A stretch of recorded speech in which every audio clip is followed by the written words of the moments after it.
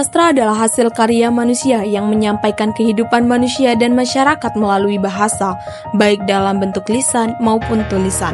Sastra memiliki makna dan keindahan yang unik, serta dapat mengeksplorasi berbagai budaya seperti kemanusiaan, tradisi, agama, dan budaya. Dengan adanya perkembangan zaman, karya sastra juga mengalami perkembangan yang pesat, seperti dari zaman lisan, tulisan, cetak, dan sekarang menggunakan teknologi digital untuk mempublikasikan karya sastra. Dengan perkembangan teknologi yang ada, muncullah sastra cyber di kalangan masyarakat. Sastra cyber atau cyber sastra adalah karya sastra yang dipublikasikan melalui internet atau teknologi informatika. Untuk mengetahui lebih lanjut mengenai cyber sastra ini, simak video berikut ini. Eits, sebelum masuk videonya, izinkan kami memperkenalkan diri. Pose with the fans.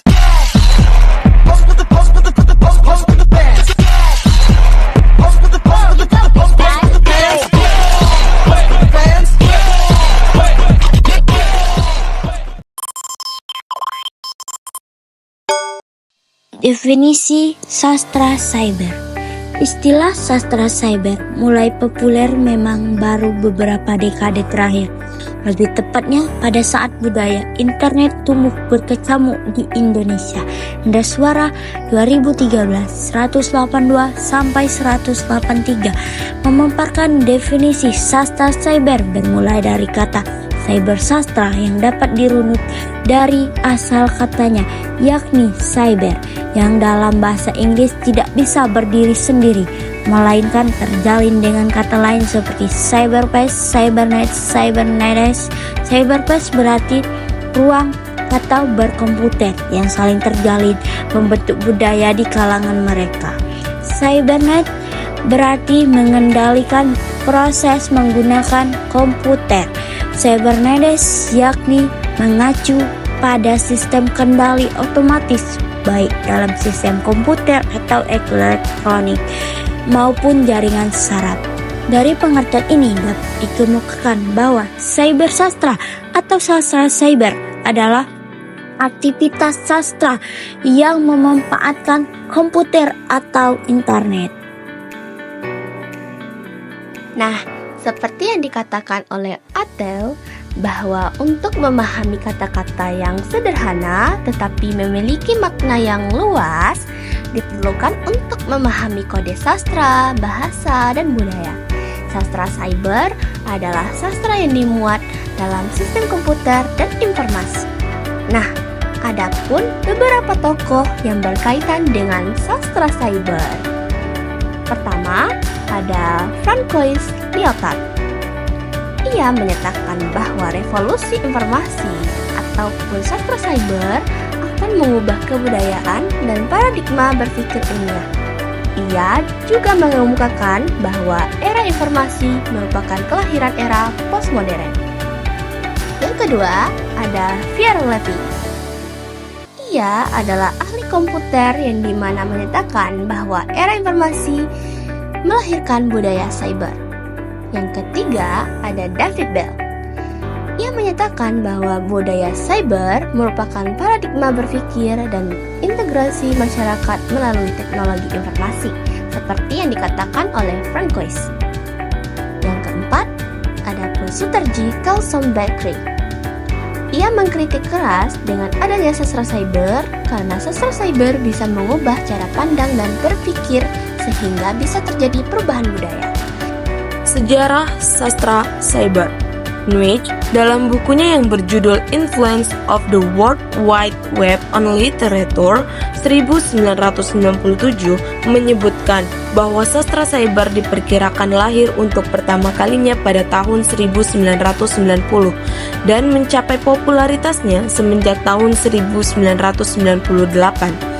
Setelah itu, komunitas-komunitas sastra cyber banyak bermunculan dengan memanfaatkan teknologi seperti situs, mailing list atau milis, forum, dan juga blog.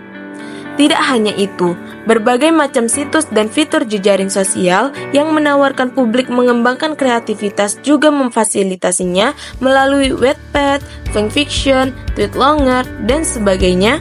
Internet memberikan kebebasan kepada semua orang untuk memajang karyanya, dan semua orang juga boleh mengapresiasinya dari berbagai penjuru di dunia. Kebutuhan besar para penggiat sastra untuk berkarya dan mempublikasikan karyanya menemukan titik terang dengan adanya internet sebagai ruang sosialisasi tanpa batas.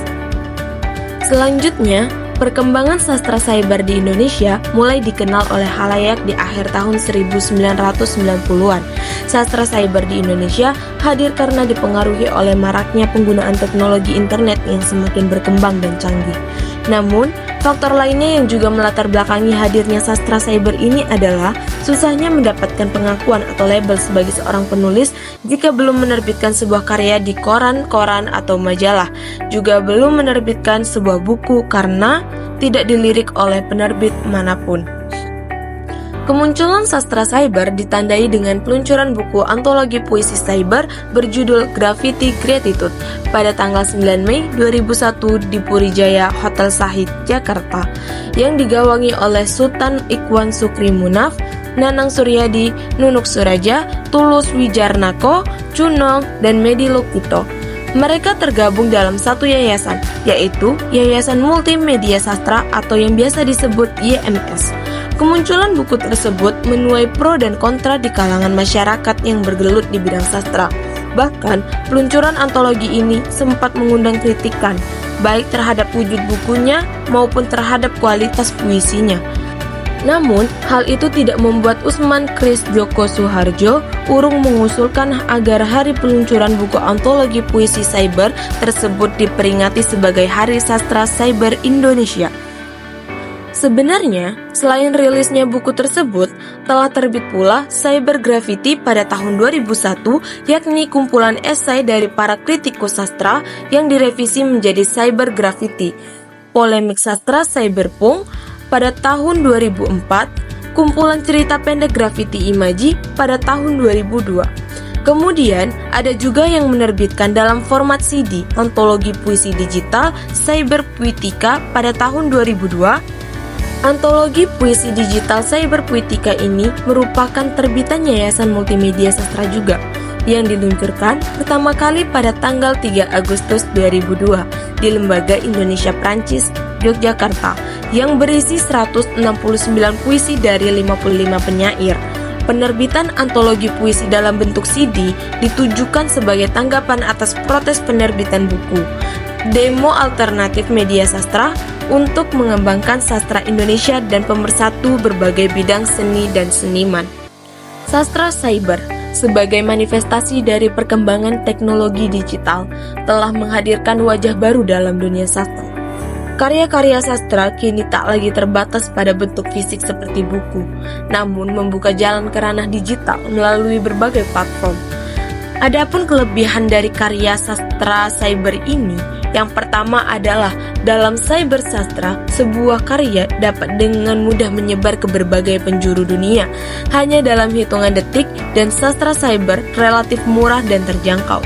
Kedua, penulis yang memiliki homepage pribadi dapat dengan mudah memajang hasil karyanya kapan saja tanpa menunggu persetujuan dari editor sebagaimana yang dialami oleh sastra chat.